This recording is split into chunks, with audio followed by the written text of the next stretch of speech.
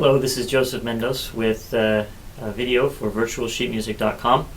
Today I'd like to talk about a couple tips for beginners. Actually, this is tips for teachers, to teach a young child how to play the cello. That first lesson can be kind of a scary thing. I know we all have our little tricks and things to help the student to make some good sounds on the first day. This is also directed towards the amateur musician, the adult amateur, who wants to take up the cello. Maybe he plays piano already, or maybe he plays nothing, who knows.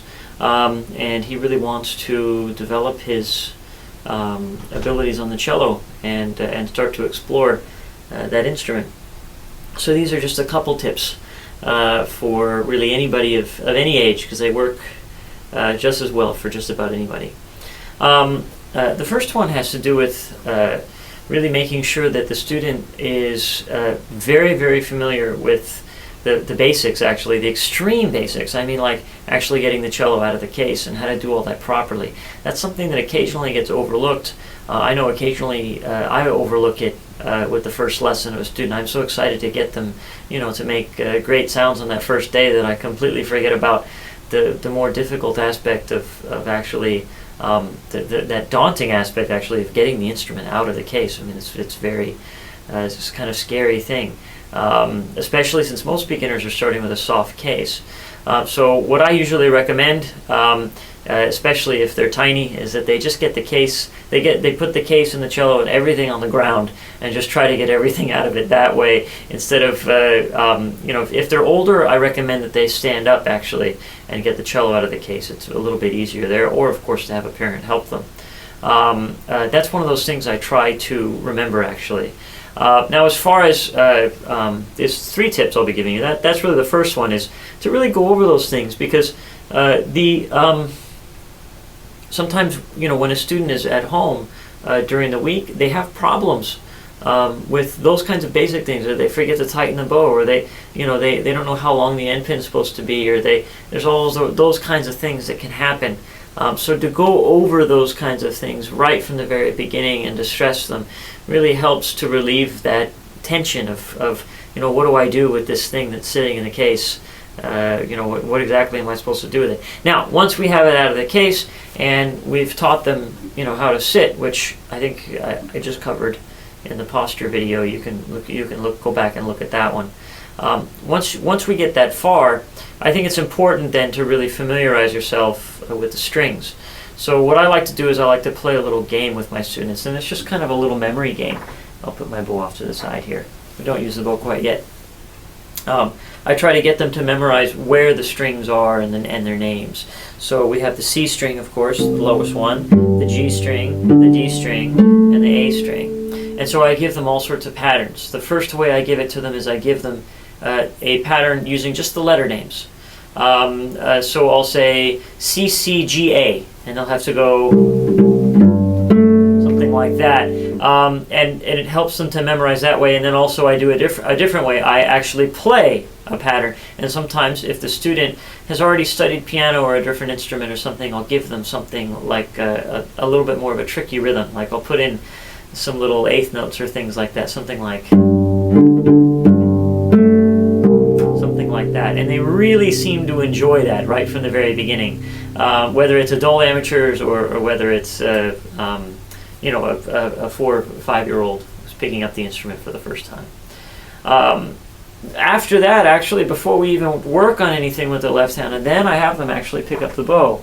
Now, I don't remember going over this in the bow fundamentals. I think I've done a couple videos on the bow, but I can't remember what I've done, actually, without going back and looking at all of it.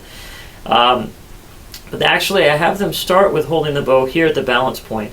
I find the balance point for them, and I have them hang the bow just between their thumb and their middle finger, just like that. And then we just kind of lay the other fingers on the stick. Usually I want the pinky to be up there like that. I think that's kind of a helpful place for us to start. Where it goes from there, who knows? But I think that's a good place for it to start. And then we make some circles. And interestingly enough, I don't think I've ever had a student, I don't mean to sound like I'm boasting here, but I don't think I've ever had a student not make a beautiful sound with one of these circles right from the very beginning. They usually just, I have them start on the D string, and then they play a circle like that. In fact, sometimes I have them go all the way past the hair, so we hear a little bit of actually the wood hitting the string, and that's not really bad for the bow, so you don't have to worry.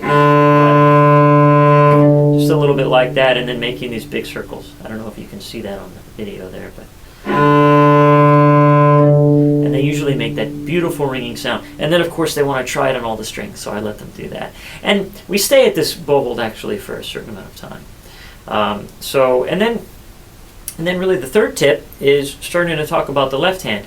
Now, as far as beginners go, this really is the issue of tape, whether to use tape up here.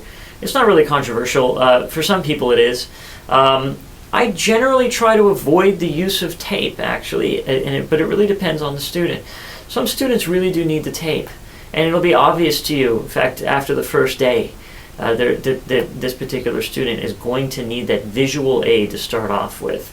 But really, even those students that need that visual aid, they can't hear, for example, they play a D like this, and then they really can't find the E. They have no idea where that next note is supposed to, what that next note is supposed to sound like. Like they haven't ever played piano, or maybe they're very, very young, or in some cases that's where I'll use a piece of tape. Usually I'll just use maybe 2 pieces of tape at most, one for the first finger, one for the fourth finger.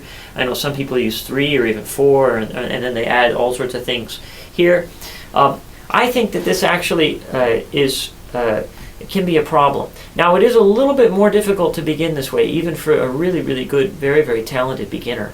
It is a little bit more difficult, but the benefits that I've seen from it over the long term are that, I mean, for example, again, it seems like I'm boasting here, but it's not unusual for me with a beginner to, in the first, even in the first month, for them to be able to play through a very simple piece using the left hand fairly well in tune just after a month. And I find that this method of not using the tape, while those first couple lessons can be pretty rough, the student starts to get the sound of it in their ears better, and that's really what we want to build. We want to build a knowledge of what the finger in the right spot sounds like. That's really the most important thing, not what it looks like. And of course, if they're constantly looking like this, it really pulls their body completely out of position. They can't have their elbow in the right place.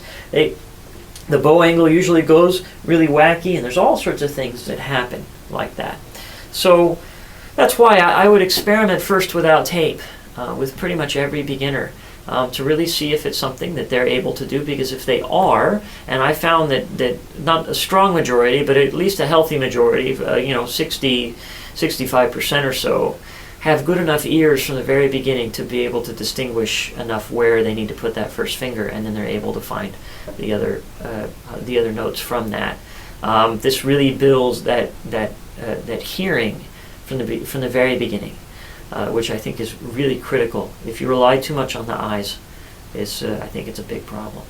So anyway, I hope you enjoyed this video, and there will be many more coming. I look forward to doing these videos for many months to come. And you'll be hearing a lot more from me, definitely, on a wider variety of topics. Again, please, if there's anything that you want me to do a video on, just go ahead and submit that in the comments section below the video on the virtualsheetmusic.com website. And I'll also say that if you're watching this on YouTube, make sure you visit the VSM, the virtualsheetmusic.com website. That's where I'll be able to see your comments. I don't have time to go around checking all the YouTube comments, and also I don't know how to reply to those. So the comments I can reply to are on the virtualsheetmusic.com website. So you can register there and log in, and also view all the comments that everyone else has written. And I usually try to write as extensive as a reply as time allows. So that usually is a way for me to flesh out what I said in the video. So once again, this is Joseph Mendoes for virtualsheetmusic.com, and thank you for watching this video.